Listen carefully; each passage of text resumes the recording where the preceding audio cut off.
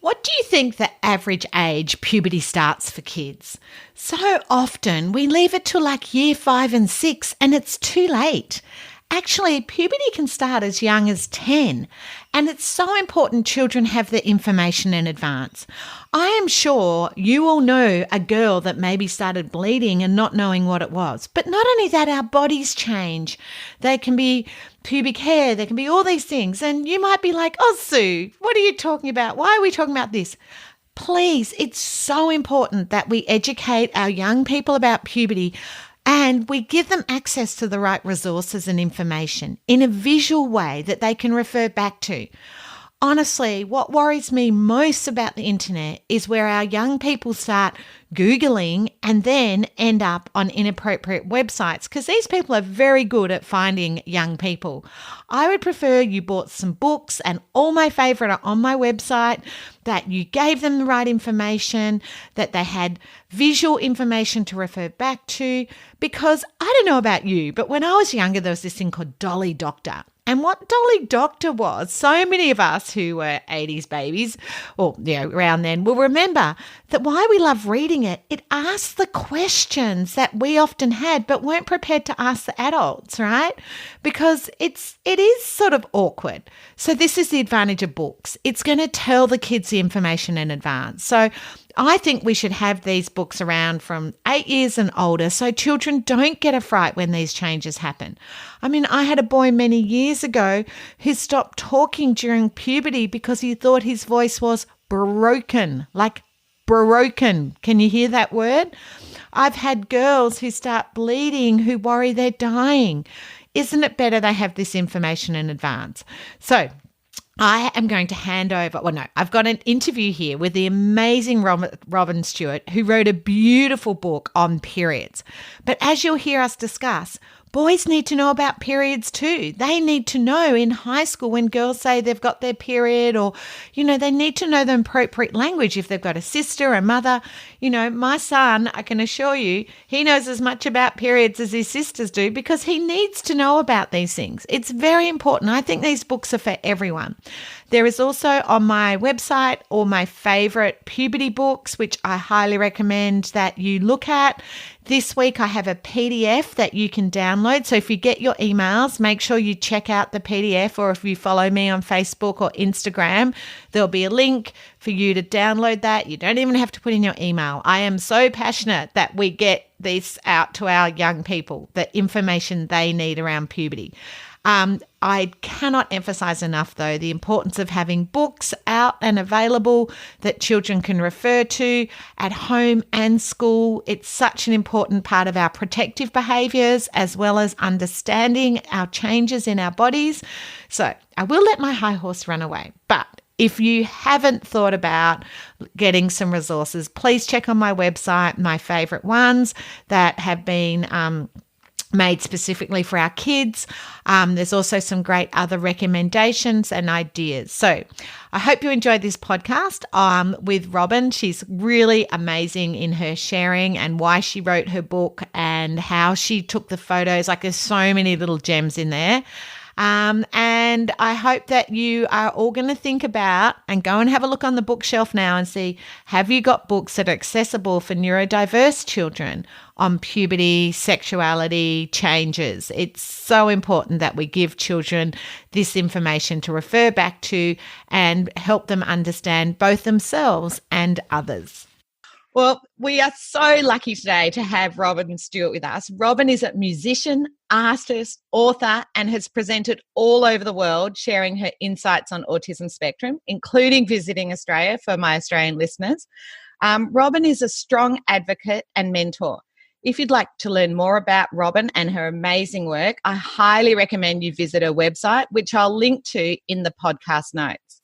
Amongst all these amazing and wonderful achievements, including a few books under her belt, she's written an exceptional book, which I absolutely love, called The Autism Friendly Guide to Periods. And we're going to focus on that today because I feel it's very important we talk about this. Now, If you have a son or a teacher of boys, please do not turn off. Boys also need to understand periods. I've worked with teenagers who don't understand when a girl says she's got a period, or if they're in a relationship. It's so important that everyone understands periods and what's going on. And we forget, our boys hear this information. So this book is amazing. It doesn't matter what gender, it will help all the kids you know. In fact, I recommend it's in every school, because if my girls who are not on the spectrum loved this book, Robyn. It's so good with the depth and diversity, but the visuals, it actually shows you what to do instead of just being given a packet of pads and told, here, work it out. It actually explains it, and it's just incredible. So, Robyn, can you share with us why you wrote the book? Well, to be honest, I kind of wanted to write a book about autistic people's experience of the gender spectrum. And Jessica Kingsley kind of pointed me in the direction of periods, which, you know, in hindsight is right, because I'm a cis woman. I was born female. I identify as female, and, you know, really, you know, there are people better placed to write about the gender spectrum and autistic people's experiences, whereas I do have a bit of experience of periods. So, so that's quite handy, really. But what really sort of fired my passion for the book was when I did the initial survey. All of my books start with a survey, normally of at least 100 autistic people. Always I have 100 autistic people, but 99% of the time I also have 100 non-autistic people, because I want to understand the different experiences. But in this case, I had a slightly bigger sample, because I wanted to understand about period education. And obviously, like you said in your introduction, boys and men and people who don't have periods, and, you know, you could be female and not have periods for lots of reasons, need knowledge and information about periods.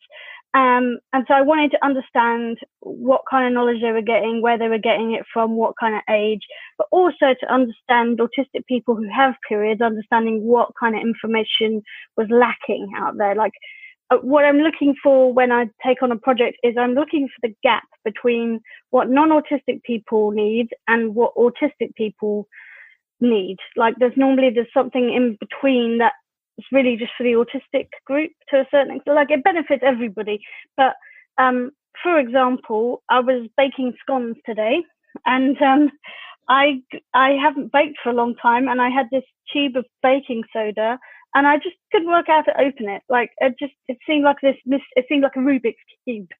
So I WhatsApp videoed my mum, and I showed her, I'm like, I don't know how to open this. Can you help? And she could tell, oh, okay, well, put it down on the table, put your one hand around it, and then pull. And I was like, are you sure? Pull? Like, I would have never thought of that. And I went, oh, there it is. And like, but I don't have if I didn't have my mum on WhatsApp video, I wouldn't have worked it out. I'd just have been like, oh, well, I can't bake scones now because I have no idea what to do with this tube. Yeah. Because I tried typing it onto YouTube, but, you know, YouTube just wants to tell you the difference between it wanted to tell me the difference between baking soda and baking powder. That's not helpful. I need to open the tube. And I think that for many autistic people, it's those kind of challenges. And sometimes when you hit those challenges, particularly when you're younger, you lose confidence because you think, oh, well, I can't do anything because I can't do this simple thing. And I mean, you know, when I look at it logically, I can see, well, I see everything flat, which has nothing to do with autism, but I don't have depth perception. So I'm going to struggle with a novel, as they say in research worlds, 3D object, because everything's flat. So I need someone to tell me what to do with it. So what I'm looking for when I start a project is where those holes are. Like, what is it that autistic people need that might be different to non-autistic people? And definitely, I'm not trying to say that all autistic people have lack of depth of field. That was just my own personal example because it happened today. But for autistic people, what seemed to be the kind of, well, there were a lot of issues, but one of them was sensory, which, you know, that makes sense, that autistic people often have sensory experiences that are different to non-autistic people. And periods involve lots of sensory stimulation, potentially. And, you know, for a sensory seeker, they're going to have a very different experience. Sensory seekers will have a different experience to people who are maybe sort of more, I don't think adverse is the right word, but they're more want to get away from sensory experiences. And what autistic people told me, I felt like really loud and clear, was that what they liked was menstrual cups, cloth pads, and period underwear. And I knew nothing about those things. And when I looked at the books about periods, maybe they would have one of those things, but they didn't have any depth. And as an autistic person, having worked with lots of autistic people, I know that many autistic people benefit from depth of information. And you've definitely stepped that through. And in fact, period cups have been a changer for many of the young women I work with. And your visuals and information in there, I think, also help parents understand the range. Because I think the research says most women start in their teens using one brand and one product and use it for their whole of life. So that mightn't be the product for their child. Or for educators, they need to show children, you know, like I always say, with contraception, we show a range of contraception, yet with girls and periods, it's sort of been like, well, work it out. And for many girls on the spectrum, that sensory, you know, knowing about the period cups is just so much better for the kids who that works for. And it doesn't, as you say, everyone's very different, but offering the choices in the book with the visual steps, I absolutely love. And really, I think a lot of girls, how can they know what questions to ask? It's a bit like you with the bicarb soda. Until you actually experienced a problem, you didn't know what to ask. But what I like in the book, the girls, obviously women, wouldn't know what to ask. But because you step it out, all the questions are sort of that might come up are answered in the step-by-step in the book. And I think too, your book's fun. So instead of making it a secret in a brown paper bag, it's actually like, hey, look at all these things and the illustrations. It's sort of like an attractive book that says, hey, this is part of who we are as women if we menstruate, and here's some options for you. And I think too, for families, makes it just accessible. So it's just amazing. And there's nothing, absolutely nothing else like that. So the way your brain has put this book together is just incredible. I think absolutely incredible. So I'm sure there was a lot of work. How long did it take to write? About 18 months, I think. That's impressive. I can't remember if it was 2.5 years or 18 months, but it was pretty quick. I think I started in 2017 and it came out in 2019. So wow. 2.5 years. Yeah, well, you know, I've written like 16 books and I can tell you some of them take like 10 years. You write them, put them aside, come back. So that's amazing.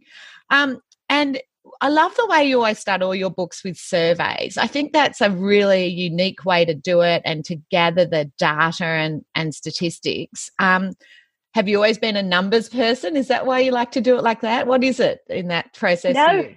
What is it? What makes numbers. you like surveys? Because I think that's unique. I haven't seen that before. What makes me like surveys is that surveys kind of represent power.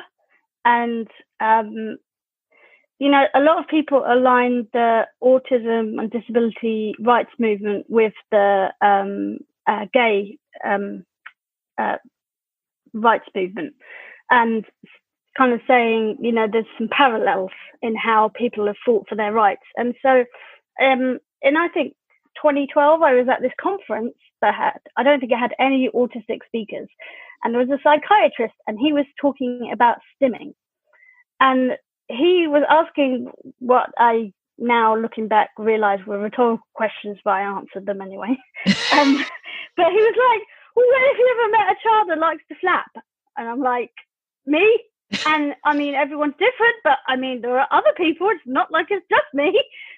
And he's like, oh, well, they only like to do that because they've been told not to. And I'm like, well, that is the most opposite thing for most autistic people, because most autistic people like sticking to rules. Again, everyone's different, but, you know, it made me angry that this guy is given this platform and I'm there visiting from England and no one's asking me, but like, this guy's wrong. And I wanted to prove him wrong, not because I wanted to upset him, but just because I thought he's a psychiatrist. Parents listen to him and he might be giving children medication and rather than trying to understand them. Like, I'm not saying children shouldn't have medication, but I don't think that medication is the right thing for stimming. But No, again, I'm not a psychiatrist, so what do I know? But I just felt like this talk is not representing autistic people's voices. It's just about this guy, and he's had a long time being a psychiatrist, but that he's not presenting different sides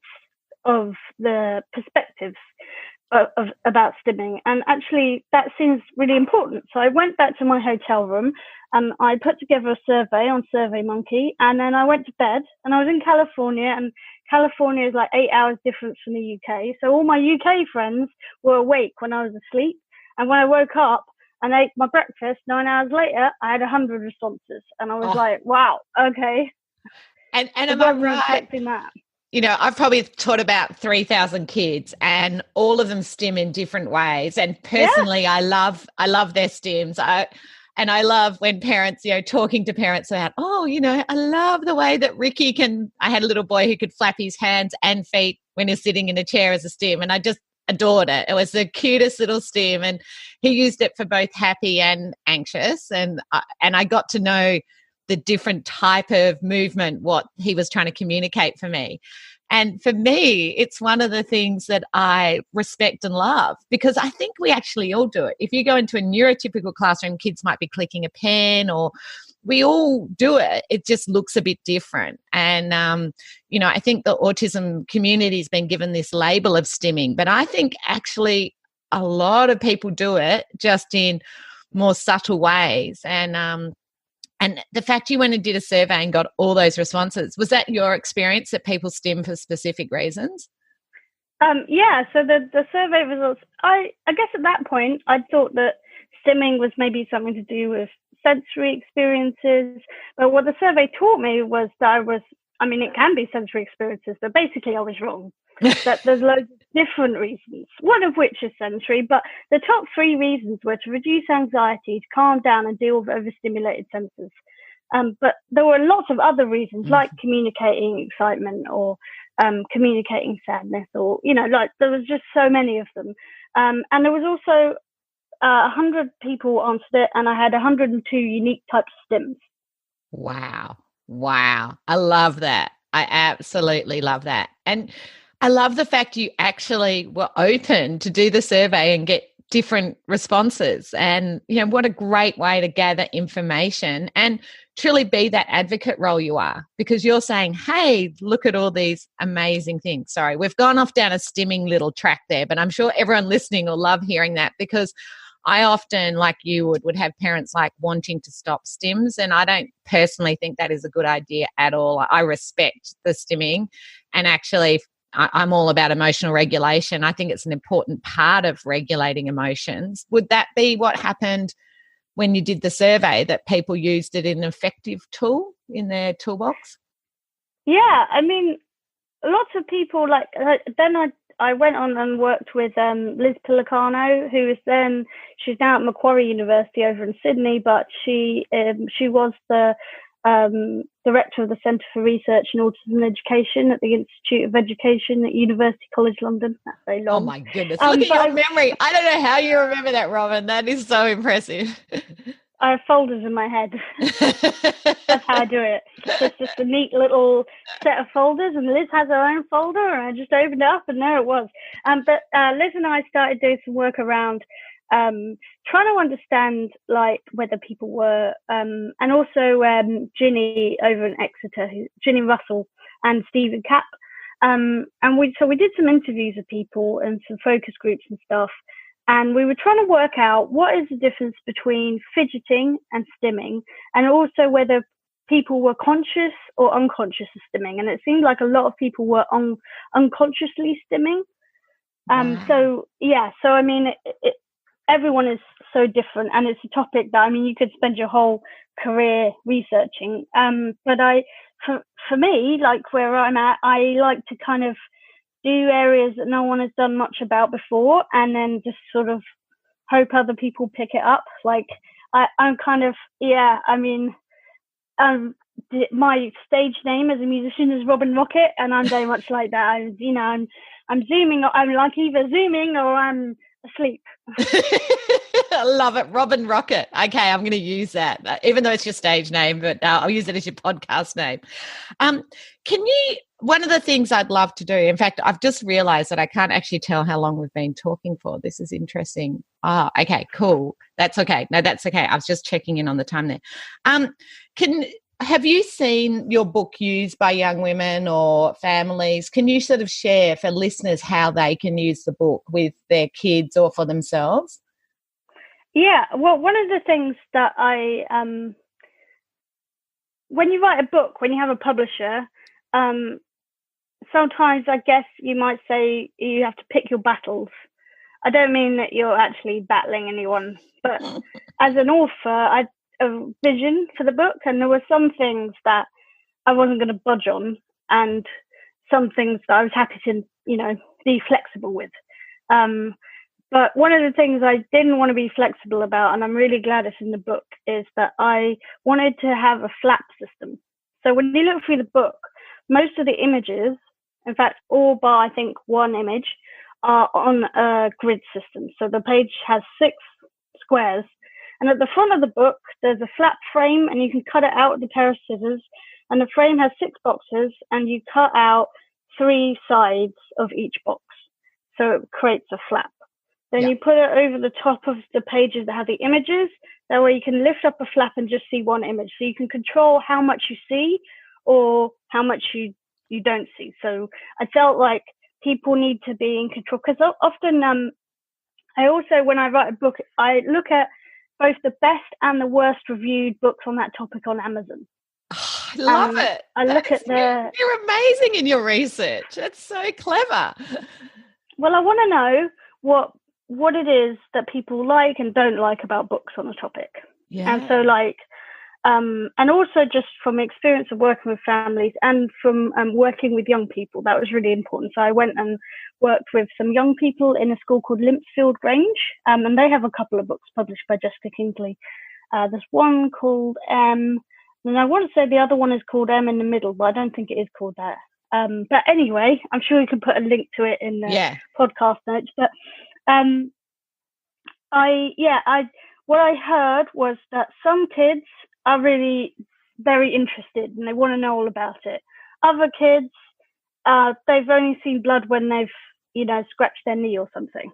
And so the idea that blood doesn't mean you're hurt is completely new to them, and it's kind of scary for them. And then there's other kids who they don't want to know anything about growing up. It's scary. It's something they're not in control of. And so I wanted to try and create something that kids could feel in control, and also that maybe they'd have fun with it. And so when I took the flap system to the school, the kids got it straight away. Like, wow. They were like, oh, and they were taking it in turns, but I didn't show, obviously I didn't show them a page that, had any graphic details on it. It was just I think it might have been about what happens each month, or what happens each part of the menstrual cycle or something. But what they were doing was they were lifting up the flap and reading the text and then passing it to the next person, and the next person took a turn. And I was like, oh yeah, this is it. This is, but yeah, so that's really important. Also, what I see with visuals, like you mentioned how important visuals are, and I definitely agree with you, is sometimes when you're teaching someone to do something step by step, I think for lots of autistic kids, it's really important that it's not a mirror image. Like, when you look at someone in the mirror, their right hand, like if you look at yourself in the mirror and you raise your right hand, it's like your left hand. So for lots of kids, that's difficult for them to flip in their head. So when I commissioned the photos, because there didn't seem to be any photos like them out there, so I commissioned it, I had the photographer over my shoulder so that his camera was kind of where my head would be. So clever. So that you would get... Yeah, so that is so interesting, Robyn, because when I made, I've got some photo cookbooks, and one of the things I really did, a bit like you, I like to sort of research things. I would test the photos on like 100 kids before I would actually put them in the recipes in the book. And one of the things I found really interesting, I needed to have a consistent color background behind the photos, because it just confused so many of my kids that one day the flower would be behind a white background, the next day a red background. Just actually what I call a pracademic. That's practical hands-on, where you've gone, hey, the hand being up the opposite way. And I know when I go into classrooms, I have to say to teachers, do you understand that once this child's, they're putting up their right hand and they're right-handed, you have to teach them to put up their left hand for help, because they're mirroring you, which is exactly the same thing I've learned. Like, other kids keep working, have their hand up, but an ASD child often puts up the hand they need to keep writing with, and no one's actually shown them, you put this hand up and keep working till the teacher comes. So they'd learn, lose hours of learning time across their life because no one had realized that mirror thing you're talking about. So it always warms my soul to hear that we've made the same discoveries in different ways. But that's fantastic. And I'll make sure I put a couple of those photos on the podcast notes of the book so people can actually see what we're talking about. But that is inspired to take the photos over the shoulders and actually try it on some kids and see their enthusiasm, which is my experience of the book. It's just such a fun, exciting book that they're like, wow, what's under here? What's next? So clever, so clever. So I guess with girls and menstruation, what would be your 3 tips that you would recommend for families, or from the book or your research? What are 3 things they could take away from today or think about? I think don't leave things too much to a kid's imagination. Yeah. So like when people say you bleed when you have a period, like if you've ever spilt a bit of blood on the floor, blood travels a long way very quickly, and with a little bit of water, because it's not just blood that comes out, there's other fluids that come out as well, and your womb lining, a little bit spreads a long way. And actually over 7 days, you only actually lose 120 mils of blood. It's not a lot of blood, but it's mixed in. And so if you just say, oh, you're going to bleed, and like get on with it. No. And it's the same with like I was in A&E once, and I had a stud and my ear had grown around it, and I thought they were going to like cut my earlobe off or something, and because they wouldn't tell me exactly what they were going to do. So I think if you can say, well, the average person loses between 80 and 120 mil of blood over a 7-day period. And if you feel like you're losing more than that, then you should talk to your GP. I think that being very practical and straightforward about it, and also making sure that I think neurotypical people say crossing their T's and dotting the I's. Yes. So one of the schools I worked with during the research said, well, the kids, they've kind of got changing a pad, but they haven't got the hang of using the bin, the sanitary bin. Yeah. And sanitary bins, they look a bit weird compared to other bins. And so they do take a little bit of getting used to, and you need to know how to deal with them. Absolutely. And I think the third thing would be to encourage them to ask questions. Just answer the questions that they give you, but encourage asking questions. And I think also, if I can sneak a fourth one in, is make periods just an everyday topic, that it shouldn't be something that you're embarrassed to talk about. It's okay to say, you know what, I don't really want to go for a bike ride with you today because I've got stomach cramp because I'm on my period. Or, I've got to go and buy some tampons. Or, I've got to sterilize my menstrual cup. Or whatever, just everyday conversation. Like, it shouldn't be something that people can't talk about, because, I think most kids talk about their poo and wee with their parents. So I don't really see why you wouldn't be able to talk about your period. I agree. It's so important. And just also reinforces the language they're learning. So even if they've got the book, parents and teachers, you don't just give the book and walk away. You've got to have the ongoing conversations. And like you're saying with the sanitary bins, well, now in Australia we have some that you actually put your hand over and it opens automatically. And I cover that in the book. Yeah, exactly. Fanny pods. Yes, exactly. But I know for some of my girls, if the bins haven't been changed regularly, the smell of that is more the issue, that that they mightn't be sensory about the whole experience, but the smell of those bins. But I know myself, sometimes they're disgusting. So I've actually taught some of my girls, well, look, wrap it up, and bring it home. We'll put it in the bin. That's okay. You just, don't put it down the toilet, showing them alternatives. Because I think sometimes people only do the plan A with these things. And even we're going to try a menstrual cup, we're going to try a pad, we're going to try all of these things and then see which one works for you. And I think parents need and educators need to have that ongoing conversation. And as you say, make it in everyday life. I don't feel like riding a bike so it's absolutely brilliant. So Robyn, thank you so much. Absolute privilege to talk to you. I'm so excited. I mean, I think we've sort of been virtual friends on Facebook and through the wonderful Dean Beadle, but absolute privilege to actually talk with you today and to share your amazing knowledge. But are you working on anything else at the moment? I'd love to know. I am. I am writing a book about self-employment. Fantastic. Oh, that is much needed. Oh, I can't wait to see. How far into that are you? Well, I've kind of written the first draft of the manuscript. And again, I mean, it's a black and white book, but again, it's quite visual. Fantastic. And yeah, I mean, so that currently I'm just waiting for my editor to come back off maternity leave. Because I don't really want to change editor halfway through the book. No, I understand that. I've had that happen, and you're a team when you work with an editor. So that's so exciting because we need more books on employment. And in fact, I'm having an interview with Yen Perkins, who wrote The Wonderful World of Work, which I don't know if you've met Yen, but amazing information on work and how to get a job and all the steps. So I look forward to seeing that. Well, thank you so much. Well, I hope you found that interview and conversation as interesting as I did. Robyn's just so amazing. Her book is available on my website, along with those other books I mentioned at the start, The Secret Boys Business, Secret Girls Business. I don't think I named them, but they're the books that I absolutely love. Robyn's book is just fantastic with the lift the flaps, the way she's taken the photos. So make sure you jump on my website. If you've never visited, it's sulaki.com.au.